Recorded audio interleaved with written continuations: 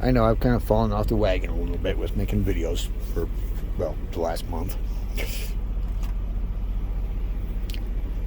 Dispatchers had me running around ragged, which is good for the paycheck, though. Okay, so this is Sunday. I'm going to be doing the video for Roller Wiener Monday with Mark with Trucking Answers.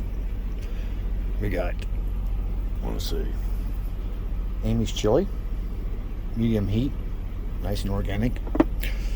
Some Johnsonville brats with cheddar and bacon on the inside. Going to be doing up a red onion, some garlic, serrano peppers, yellow onions, and some green onions. Then, of course, we'll top it off with some top quality Tillamook triple cheddar cheese blend.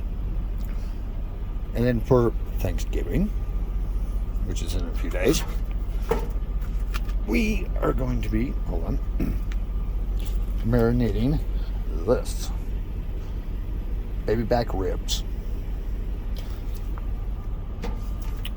for a couple of days. And then we're going to use this as the marinade. It's called The Woods Blue Agave Tequila and Lime Barbecue Sauce. Figure after 48 hours or so of that, it should soak in nicely. And of course, we'll cook it up in the oven there. Same with the bratwurst. Okay, I'm not going to bother you with the chopping, so I'm going to pause the video for now. Okay, ladies and gents, this is not for the squeamish. This is what happens when you play with sharp knives and get on a slippery onion. Fortunately, my thumbnail caught the bulk of it, so I didn't slice off my damn finger. Side note, thankfully, none of the Serrano's, what do you call it, older resin capsaicin, which basically is an acid, or the juice from the onions was actually on my finger. Otherwise, it would be like putting salt in a wound. The one thing I forgot to include was fresh cilantro.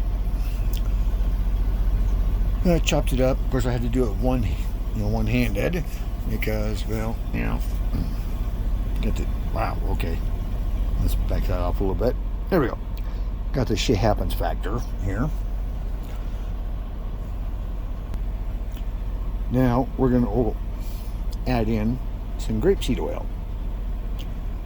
Stir it around good, give it a little time to meld up, and it should be good to go. Now, as far as the buns go, I've decided to go with Naked Organic Hot Buns. I've never tried them before, but we'll see how they work. Sometimes the quality of the product that you put out is only as good as the ingredients that you put into it.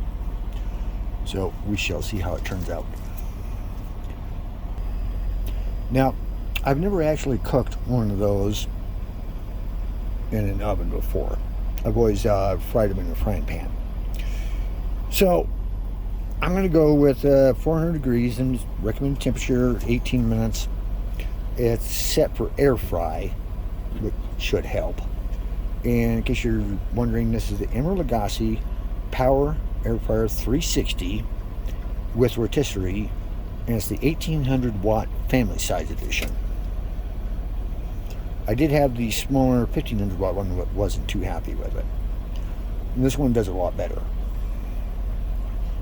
So we shall see how things work out. While this is heating up and getting ready to go, in case you're wondering what type of power supply I'm wondering, it's the Power Drive 3000 watt inverter. Now, it's hooked into the truck's batteries, which means I have to leave the engine running, otherwise it'll just drain them very quickly.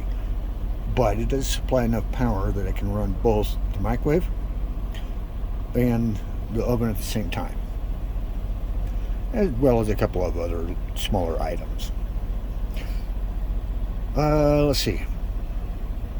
It would probably be better if it was hooked into the EPU's batteries.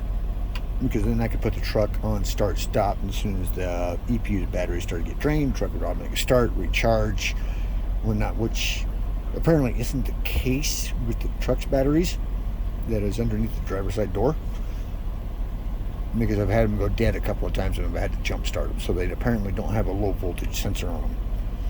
Fortunately, the power drive inverter does have a low voltage, and it will shut off. I set it to shut off after it gets down to 11.5 volts. That's if the truck's not running. It just crossed my mind while I'm thinking about it. When you use the 3000 watt inverter, use a 0 or 1 gauge power cable. Do not go with the ones that it comes with.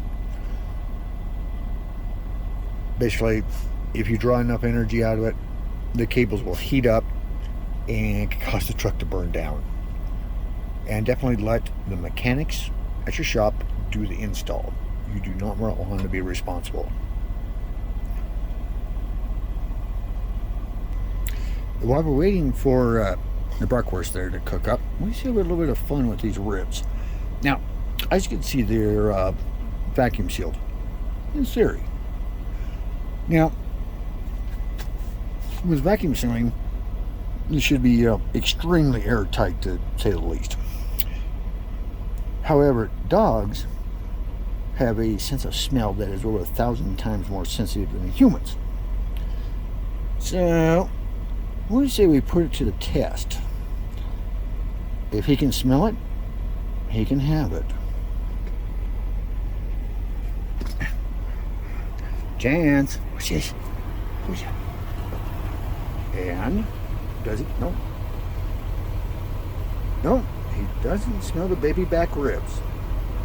Normally, he would be all over that. Hey, buddy. Chance, come on. YouTube's watching. Say hi. I guess you could say the vacuum seal passed the smell test. Okay, everything is prepared.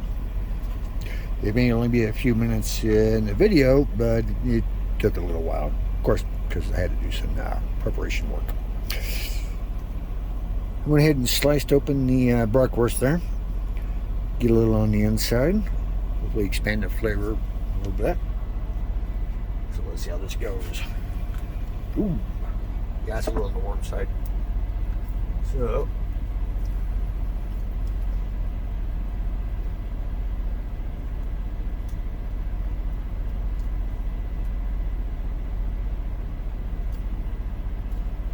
would you call this a gourmet Chillidog? Gourmet, let's see, what was it? Monday, Wiener?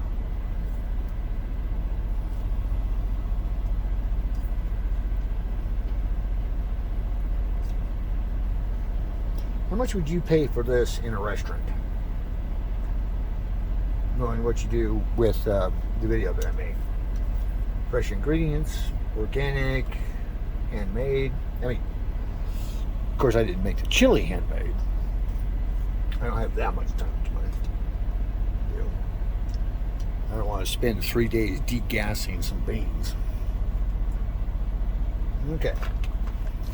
And you got some top quality cheese. It's hard to get better than Tillamook. Although I do wish they would offer some more finely shredded version. And my dog, I got my dog's total attention.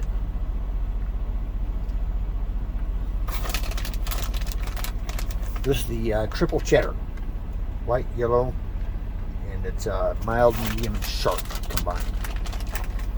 So you get a nice little flavor mixture going on. Now, for some of this.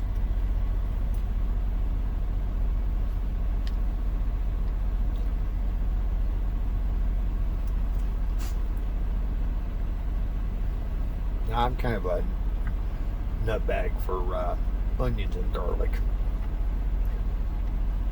Actually, so is my mom.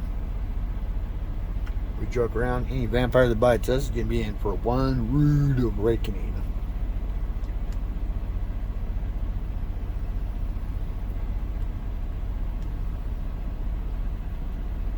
There we go. Now, is that a meal or what? Okay. You guys enjoy.